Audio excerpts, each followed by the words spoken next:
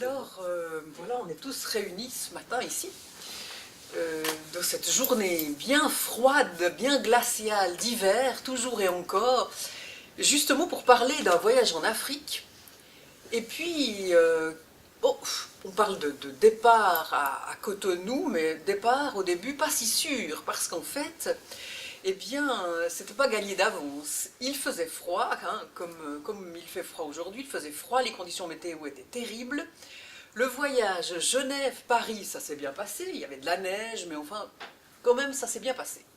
Arrivé à Paris, Charles de Gaulle, c'est vrai que les choses se sont un petit peu gâtées parce qu'en fait, il y avait plein de vols qui étaient annulés à cause de la neige, à cause du froid, etc.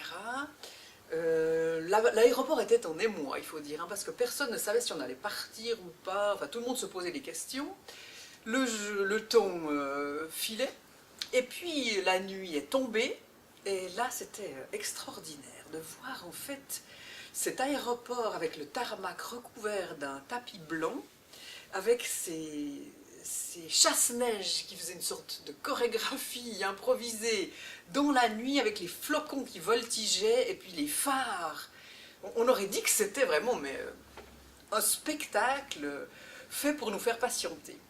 Mais enfin, toujours l'impatience montait. Tout à coup, hop, la décision a été prise. Une foule, nous, les voyageurs, s'est engouffrée dans l'avion qui allait partir à Cotonou. Alors tous emmitouflés de manteaux, de doudounes, de jaquettes, de cache-nez noirs, marrons, anthracites, très chauds, etc. Hop, et puis voilà, quelques heures, c'est très court, hein, un voyage jusqu'au Bénin. Quelques heures s'écoulent et puis on arrive, il fait 30 degrés, c'est minuit, et c'est l'explosion de couleurs. Les personnes ne vivent pas du tout dans le gris, le noir et l'anthracite, mais c'est le rouge, c'est le jaune, il fait chaud, c'est les couleurs vives qui éclatent au grand jour. On passe, mais vraiment d'un monde à l'autre en quelques heures, c'est époustouflant. Et puis arrivé, ce qu'il y a aussi qui frappe toujours en Afrique noire, c'est le fait qu'il y a des enfants partout, ça grouille d'enfants partout. Alors là, en fait, il faisait chaud, 90% d'humidité, 30 degrés, donc à minuit, vous imaginez la journée. Le premier objectif, c'était d'aller retrouver Ézéchiel Messou, c'est-à-dire le réparateur de machines à coudre que Léo Ramseyer m'avait fait miroiter, on va dire ça comme ça. En fait, Léo Ramseyer, c'était à l'époque un étudiant de l'université de Lausanne, Histoire de l'art, qui avait fait son mémoire sur les enseignes publicitaires africaines, vous en avez déjà vu, hein. Eh bien lui, il s'était dit, je vais faire voilà, un énorme éventail de ces peintures, je vais faire des photos, un voyage dans le Bénin, et c'est au cours de ce voyage, précisément, qu'il a découvert quelque chose d'insolite, c'est-à-dire un homme qui était réparateur de machines à coudre, et qui, lui, première différence par rapport à tous les autres, c'est qu'il n'avait pas fait appel au peintre d'enseigne, mais il avait compté sur ses propres compétences et sa propre inventivité pour dessiner sur le mur, à côté de son atelier, l'enseigne publicitaire, c'est-à-dire les peintures qui annoncent qu'il est réparateur de machines à coudre. Réparateur de machines à coudre, c'est moi qui le dis, parce que lui, il s'appelle machiniste. D'ailleurs, quand on l'appelle pas Ézéchiel, on lui dit machiniste. Et puis, en fait, la deuxième, les deuxième, troisième et quatrième différences, il y en a beaucoup, de Ézéchiel, eh bien, ce sont les suivantes. Donc, il faut vous imaginer que nous, on est en train d'arriver sur le lieu de ce quartier de commerçants et d'artisans de Cotonou, la ville vive du Bénin, qui est située au bord de la mer. Notre chauffeur, traducteur, collaborateur, guide, go-between, qui s'appelle Dominique Azoumé, nous amène dans sa voiture et nous amène dans ce quartier. Immédiatement, très vite, Léo Ramseyer, qui est avec nous, reconnaît le fameux machiniste. Il s'arrête et lui, comme il était au courant de notre venue, évidemment qu'il était très excité, qu'il était très intéressé à nous voir arriver. Il nous a accueillis à bras ouverts, et puis très vite ils se sont retrouvés tous les deux, c'était très touchant ce petit moment. ils se sont retrouvés, Léo Ramseyer et lui, Ézéchiel Messou, à l'intérieur de la petite cabane, à l'intérieur de de son endroit qui est son atelier en fait. Et puis 10 ans s'étaient écoulés, mais c'est comme si le temps qui s'enfuit irrémédiablement n'y faisait rien. Cette petite amitié très brève qui était née il y a 10 ans, eh bien, retrouvait sa vivacité. Ils ont regardé ensemble à nouveau ces cahiers de dessin que Ézéchiel avait montrés à Léo 10 ans auparavant et qui avaient fasciné Léo. Il avait fait quelques photos et puis c'est comme ça, il me les avait montrés et c'est de cette manière-là qu'on avait décidé de faire ce voyage à Cotonou. Alors on s'est rendu compte très vite que Ézéchiel était très étonné de voir qu'on s'intéressait à ces dessins. Parce qu'en fait, comment est-ce que sont nés ces dessins? Ça c'est intéressant. En fait, Ézéchiel, lorsqu'il s'est installé dans son atelier, donc il a peint son enseigne, mais surtout on venait lui apporter, les gens de la ville, venaient lui apporter des machines à coudre, ou des machines à broder, ou des overlocks, pour ceux qui savent ce que ça signifie, c'est les machines qui font les ourlets. Eh bien, ces machines qui étaient abîmées, cassées, eh bien, il allait, bien entendu, les défaire, les démonter. Et puis, il fallait bien, avant cela, une trace.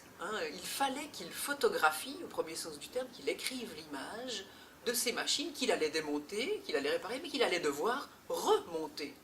Donc en fait, au tout début, il explique qu'il prenait son crayon et puis qu'il dessinait sur le mur la machine à coudre pour en avoir une trace, un point de référence, une sorte d'aide-mémoire, un pense-bête. Donc voilà, la première intention de Ézéchiel, et ça c'est intéressant, ça n'est pas du tout une intention artistique, c'est une intention technique. Rien à voir avec le dessin qui est réalisé par un artiste, qui a le statut d'artiste et qui revendique ce statut, qui est réalisé comme une œuvre d'art. Là, on est à milieu de cela. Ézéchiel n'estime pas du tout qu'il est un artiste, ne revendique pas ce statut et n'éprouve pas le besoin de montrer, d'être reconnu, d'être approuvé sur le plan artistique, culturel, absolument pas. Il raconte en fait qu'il a dessiné pour l'aider dans sa démarche professionnelle, tout simplement. Et ça me rappelle un autre artiste africain, ghanéen, qui lui construisait, lorsqu'il était jeune, des cercueils figuratifs. Par exemple, un cercueil en forme de poisson pour un pêcheur, par exemple un cercueil en forme de tomate pour un maraîcher. Enfin bref, on passait commande auprès de Ataoko pour construire son cercueil. Plusieurs décennies plus tard, lorsque Ataoko avait 80 ans, une jeune ethnologue bernoise s'intéresse aux rites funéraires et elle fait son travail universitaire. Elle se rend auprès de Ataoko et lui demande de dessiner les cercueils qu'il a construits, puisqu'elle s'intéresse aux rites funéraires des Ghanéens, et elle lui demande de dessiner, puisqu'en fait ces cercueils avaient servi, vous imaginez bien qu'on ne les voyait plus, ils étaient 100 pieds sous terre. Donc lui, tout étonné, commence à dessiner, à nouveau, non pas avec une intention artistique, mais une intention presque technique, scientifique, pour répondre à la demande de cet ethnologue en question. Pour Ézéchiel, personne ne lui demandait, mais l'intention était très comparable.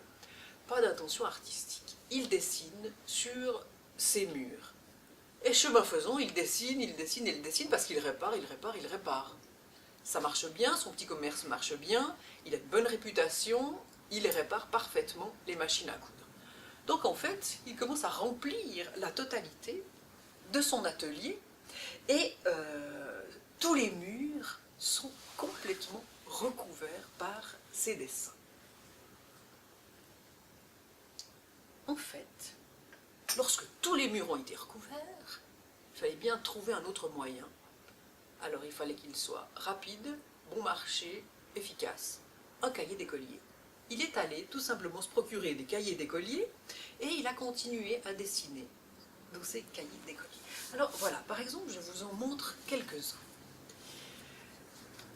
L'intention est technique, l'intention est scientifique, il a besoin en fait d'une trace pour pouvoir remonter. Moi, je soupçonne tout de même, entendu dans le bon sens du terme, je soupçonne tout de même Ézéchiel de s'être fait prendre au piège ou prendre au jeu, entendu à nouveau dans le bon sens de l'expression, de la création artistique. C'est-à-dire qu'au fond, s'il avait vraiment dû faire une petite esquisse simplement comme aide-mémoire, est-ce qu'il aurait attaché autant d'importance aux détails, à la bienfacture, à la minutie de ce dessin? Il dessine, et on le lit dans ses créations graphiques, il dessine avec une envie, presque une fièvre, une jubilation de reproduire ces machines qu'il aime énormément.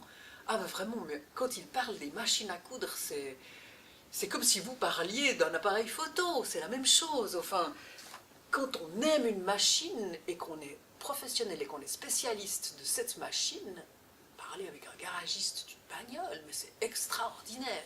Eh bien lui c'est pareil, ses yeux s'allument lorsqu'il parle des machines à coudre. Et ça on le voit aussi dans les dessins. Il aime l'anatomie de la machine à coudre.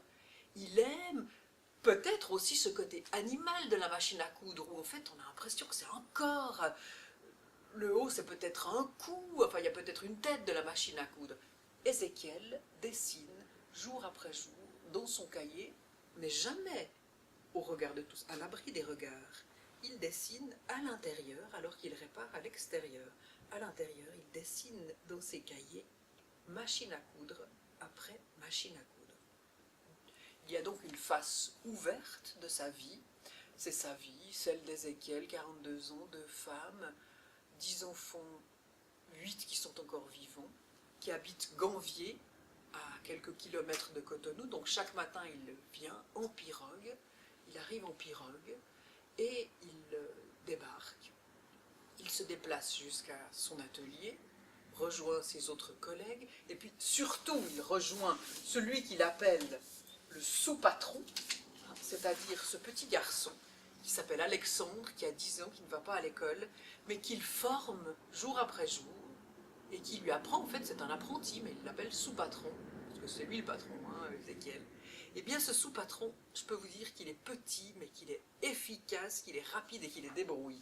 Il connaît tous les outils, et en fait, Ézéchiel le rejoint chaque matin, et c'est de cette manière-là qu'ils travaillent l'un et l'autre. Ça, c'est toute la face ouverte, la face lumineuse de sa vie, mais son existence recèle aussi une face non pas sombre, hein, mais une face dans la pénombre qu'il cache et dont il ne parle pas. Il ne montre d'ailleurs ses dessins à personne, ce qui explique sa surprise. Pourquoi est-ce qu'il y a des blancs qui arrivent et qui veulent regarder ses dessins?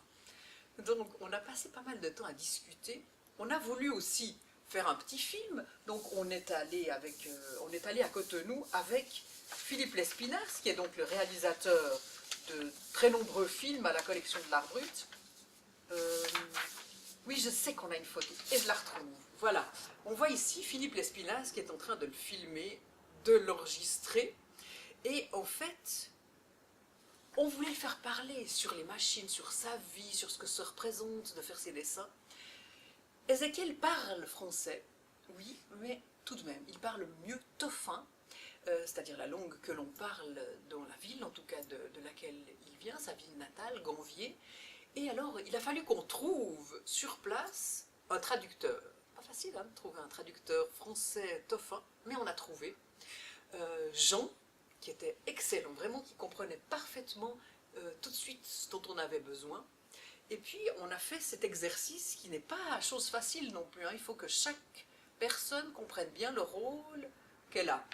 Ézéchiel répond aux demandes, mais s'il y a une question qui est formulée en français, ensuite elle doit être formulée le plus précisément possible par le traducteur, Jean, en tofin, et puis la réponse, elle doit être faite bien sûr par Ézéchiel, en tofin, pas trop longue, parce que le traducteur doit se souvenir et puis être le plus fidèle dans sa restitution. Donc vous voyez, c'est assez long en fait, hein, parce que chaque fois tout est traduit. Mais alors, Jean jouait parfaitement le jeu, et à chaque fois, il commençait par dire « il dit ». Et il expliquait ce qu'il disait. On a appris énormément de choses, en fait, que Ézéchiel est allé à l'encontre de la volonté de son père, par exemple. Il a quitté l'école, il ne voulait pas poursuivre les études alors que son père y tenait. Il est parti au Nigeria. C'est un pays qui est juste à côté du Bénin. Hein. Il y a le Togo, le Bénin et le Nigeria. Il est parti au Nigeria, il a voyagé, et puis surtout, après ce long moment de voyage, il s'est fait former dans une entreprise assez importante, et il s'est fait très bien former pendant plusieurs années. Donc c'est la raison pour laquelle c'est un très bon réparateur de machines à coudre. Et puis lorsqu'il a été vraiment bien formé, il est revenu au pays. C'est comme s'il avait eu envie de mettre quand même quelques dizaines ou quelques centaines de kilomètres entre son pays d'origine et puis lui-même, pour revenir ensuite et vraiment s'installer. En fait, il nous a raconté aussi que lorsqu'il était petit, il aimait toujours énormément dessiner. Mais ça, c'est assez fréquent chez les enfants. Hein, vous avez peut-être des enfants, vous avez des enfants autour de vous, vous avez bien vu qu'un enfant, lorsqu'il est en très bas âge, petit enfant, 2, 3, 4 ans, il a une relation vis-à-vis de l'expression artistique très simple, très spontanée, naturelle.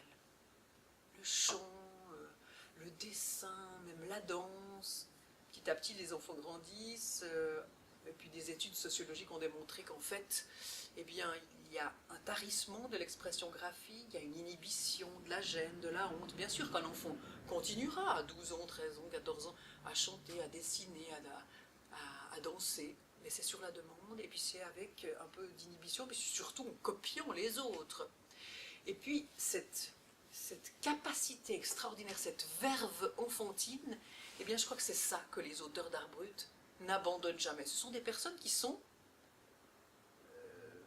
un peu en décalage, qui sont des personnes marginales, parfois très marginales, d'autres fois un peu moins, mais enfin tout de même, il y a une sorte d'inadaptation, entre guillemets, qui est salutaire par ailleurs. Hein. On parle toujours d'inadaptation avec une connotation très négative. Nous, l'inadaptation à la collection d'art brut, on aime la voir sur un autre plan, c'est-à-dire qu'elle est salutaire parce qu'elle donne à ces auteurs d'art brut, comme à Ézéchiel, la possibilité de larguer les amarres, de prendre le large et de nager là où on n'a plus pied, où on n'a plus son fond, comme on dit en Suisse, où on n'a plus son fond et qu'on doit inventer, hein, et qu'on est face à soi-même. Eh bien c'est ça, je pense, que retrouve Ézéchiel, cette envie, cette apnée ou ce souffle revigorant qu'il trouve au plus profond de lui-même et qui lui fait tourner les pages jour après jour et dessiner encore et encore. Pour d'autres, c'est la peinture, pour d'autres, c'est la sculpture, pour d'autres, c'est la broderie. Ézéchiel, à la fin, ne m'a jamais demandé de l'argent. Jamais. Comme si c'était impensable d'échanger une création symbolique contre ses papiers. Hein, rien à voir. Lui, il rêve d'avoir un scooter, un tout petit scooter, pour aller de l'embarcadère le matin à son atelier.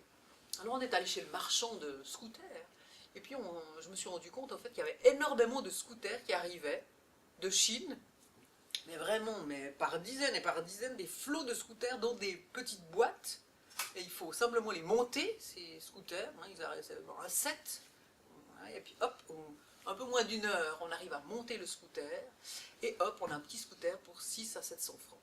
Donc voilà, Ézéchiel avait envie de faire du troc.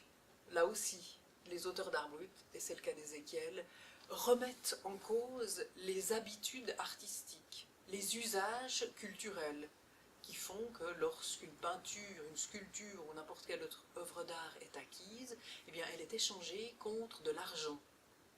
Quelle somme? Pourquoi cette somme? On pourrait se poser mille et une questions là autour. Les auteurs d'art brut, eh bien peut-être qu'ils se les posent, peut-être pas, mais enfin toujours est-il qu'ils pratiquent, qu'ils ont des idées et des pratiques qui sont à mille lieues de ce que nous avons l'habitude de faire, souvent sans trop nous poser de questions. Eux inventent le troc, inventent une manière de dessiner, un style, des sujets iconographiques, ils inventent des techniques. Il y a une inventivité qui va souvent à l'encontre des usages et des habitudes. parfois, ils ne font pas d'exposition, mais s'ils en font, eh bien, il y en avait un qui faisait une exposition dans un camion, le camion de son ami. Voilà, à l'intérieur, il s'était fait une petite exposition sauvage, pour rien ni pour personne, sauf pour lui et son ami. Voilà, c'était une manière de peut-être présenter ce qu'il avait fait à son ami. Mais voilà, c'est une exposition qui n'avait absolument rien à voir avec celle qu'on a l'habitude de voir dans les musées et dans les galeries. Un autre avait organisé une petite exposition dans le hall d'un cinéma désaffecté, ou dans une toute petite caravane. C'était à Londres. Vous voyez, il y a toutes sortes d'idées inventives et ingénieuses de la part des auteurs d'art brut, tout simplement parce qu'en fait, ce sont des personnes qui n'ont pas eu le droit à la parole, et qui s'emparent de cette parole, en se lançant éperdument dans la création artistique, en inventant tout, en réinventant tout, sans inhibition et sans se préoccuper du regard d'autrui. Ils travaillent dans le secret, le silence et la solitude. C'est un peu le cas d'Ézéchiel, dans sa petite cabane, dans son atelier, dans la pénombre, ses cahiers qu'il remplit et qu'il remplit. On ne sait pas maintenant s'il va continuer. On perturbe quelque chose dès le moment où on s'immisce un peu dans cette vie. On perturbe peut-être quelque chose. Moi, je suis en contact avec Jean, le traducteur, pour savoir si Ézéchiel continue, s'il dessine encore des machines à coudre, parce qu'en fait, en partant, il me disait « Mais Luciano », il m'appelait Luciano, « Mais Luciano, je peux dessiner n'importe quoi !» Donc, il aurait pu, disait-il, dessiner des maisons, des scooters, mais jamais de personnages, jamais de figure humaine. M'a montré ensuite, le dernier jour, juste avant que je parte, alors que ça m'intéressait au plus haut point, mais bon, voilà, il ne s'imaginait pas vraiment que ça pourrait m'intéresser, des petits dessins, des petites créations graphiques qui sont des maisons sur pilotis. Évidemment que ça rappelle les maisons dans lesquelles il a vécu, celle dans laquelle il vit, qui sont voilà, entre l'eau et le ciel. On va voir maintenant ce que va devenir l'œuvre de Ézéchiel. Pour moi, en tout cas, ce qui importe beaucoup, c'est de suivre les auteurs d'art brut. Peut-être déjà pour savoir ce qu'ils deviennent, comment ils se portent, comment ils vont, et puis aussi pour savoir ce que deviennent leurs œuvres. S'il y a des changements, une évolution, peut-être pas, mais en tout cas, c'est important de mettre en lumière à la collection de l'art brut, de mettre en valeur, en conservant de manière digne, des œuvres que nous estimons être des œuvres d'art époustouflantes, et puis surtout de les partager avec le public, de montrer que ce soit aux tout petits enfants qui viennent à la collection d'art brut, comme aux spécialistes, aux néophytes, à ceux qui entrent pour la première fois dans ce musée, qu'il existe des œuvres faites par des autodidactes, sans volonté de créer des œuvres d'art, mais tout simplement avec un matériel de fortune et les moyens du bord. Voilà, je ne sais pas si vous avez des questions. Moi j'en aurais une. Oui. Comment le choix s'est fait? Est-ce que tu as choisi avec lui les œuvres que tu allais emporter, ou lui a dit ben, ça je garde parce que j'arrive pas à m'en séparer? Comment s'est fait ce choix? En fait, moi je suis goulue. J'essaye toujours, pour la collection d'art brut et pour la ville de Lausanne, d'obtenir le maximum. Et il était d'accord. Ça aussi, c'est souvent une caractéristique chez les auteurs d'art brut. C'est pas systématique, mais c'est souvent le cas. Ils ne sont pas attachés à leurs œuvres. Il arrive très souvent qu'ils les jettent ou qu'ils les détruisent.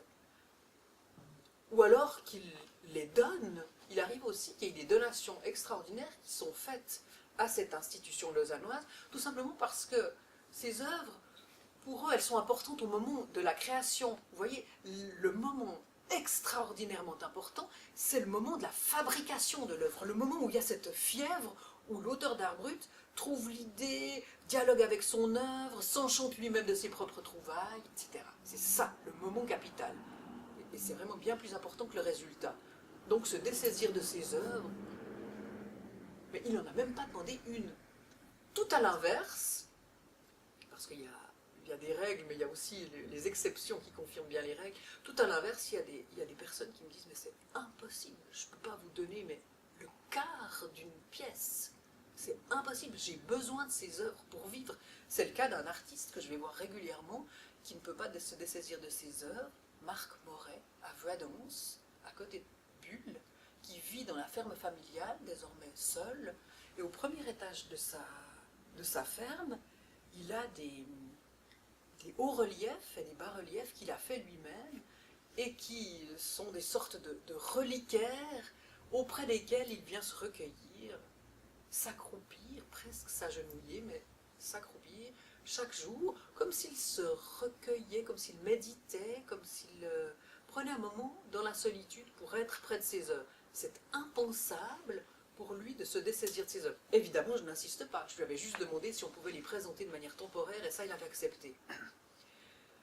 Il y a d'autres artistes qui, c'est vrai, parfois, on choisit ensemble, eux en donnent quelques-unes, et les conservent d'autres. Mais l'attachement aux œuvres, c'est très très étrange.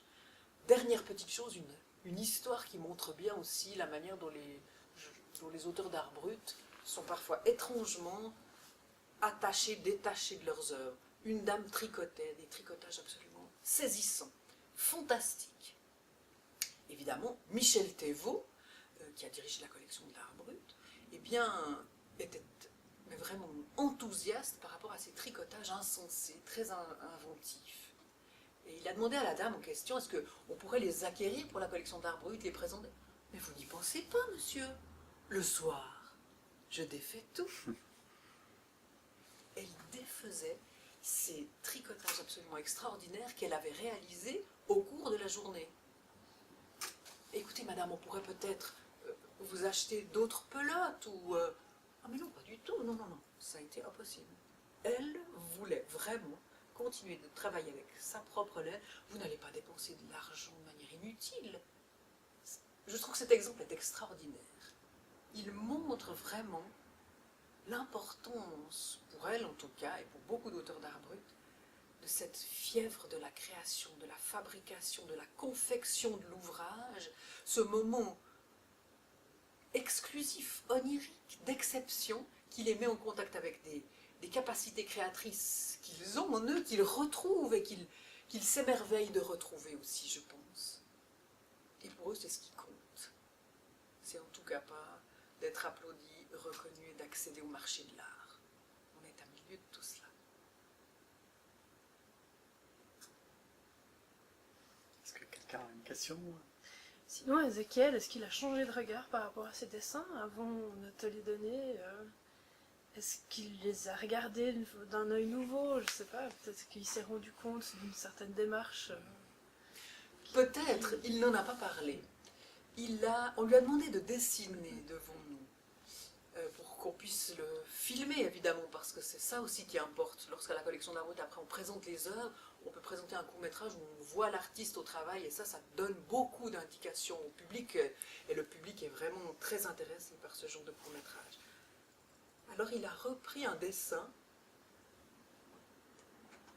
On voit qu'il était un peu moins à l'aise.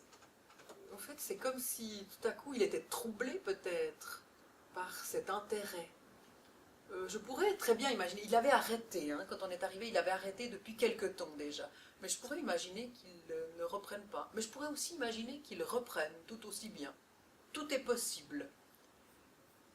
Il arrive assez peu souvent qu'un auteur d'art brut soit tellement troublé par notre venue ou par une présentation, une exposition de ses œuvres, que son œuvre change un peu.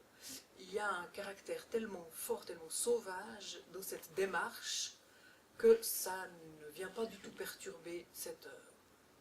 Par contre, pour un artiste suisse qui s'appelle Cruzy, on a quand même noté que dès le moment où plusieurs galeries se sont intéressées à son travail, lui ont fait des expositions, vernissages, il a été mis sous les feux de la rampe d'une certaine manière, articles dans la presse, etc. Eh bien hop, on a noté un infléchissement de l'œuvre. L'œuvre n'était pas aussi virulente. Mais à la fois, il était très âgé à ce moment-là, il devenait malade, donc on ne sait plus exactement quelle est la vraie raison, ou s'il n'y a pas plusieurs raisons qui se tissent. Mais on est bien entendu, à la collection de l'art brut, obligé d'avouer que nous participons d'une certaine manière, puisqu'on nous valorisons les œuvres, on les présente et qu'on leur donne d'une certaine manière le label d'art brut, eh bien nous participons à cette valorisation et pourquoi pas, bien sûr, au fait que certains marchands, certains collectionneurs s'y attachent et perturbent aussi d'une certaine manière ce qui était totalement naturel et immaculé. Mais évidemment pour moi c'est capital, essentiel de pouvoir présenter cette œuvre de l'ombre, ces œuvres de l'ombre, et puis les faire partager au public puisque ce sont des œuvres à caractère universel.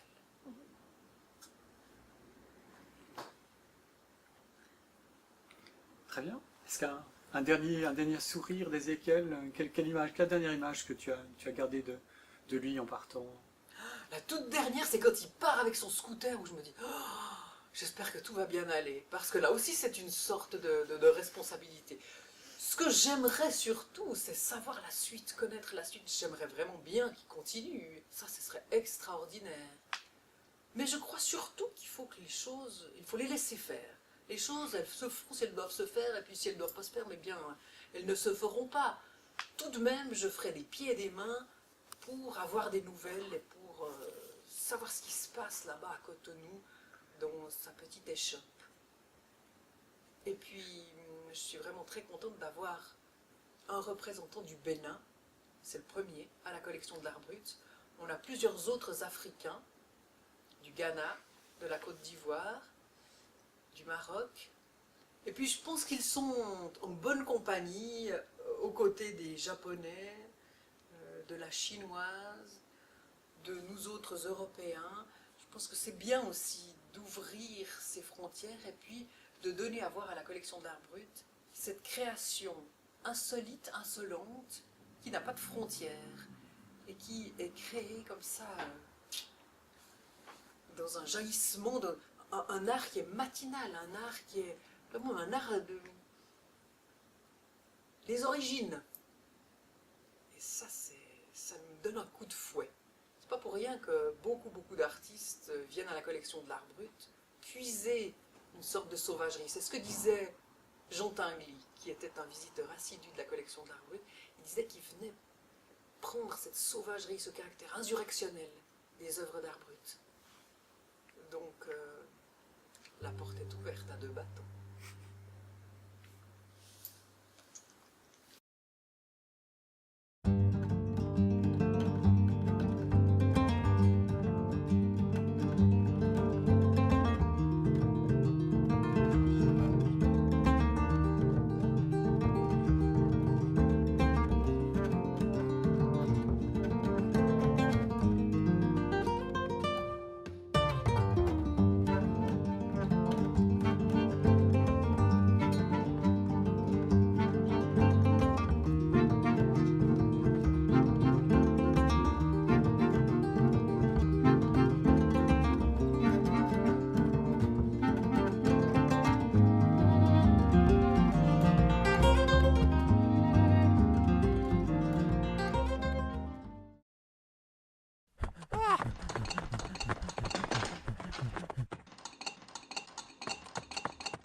Hoot.